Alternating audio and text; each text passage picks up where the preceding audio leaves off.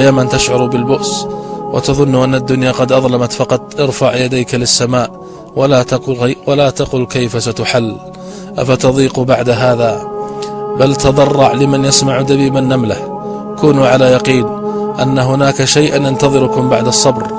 إن الله لا يبتليك بشيء إلا وبه خير لك، حتى وإن ظننت العكس. فارح قلبك، لولا البلاء لكان يوسف مدللا في حضن أبيه، ولكنه مع البلاء صار عزيز مصر. أفيضيق صدرك بعد هذا؟ كونوا على يقين أن هناك شيئا ينتظركم بعد الصبر ليبهركم فينسيكم مرارة الألم.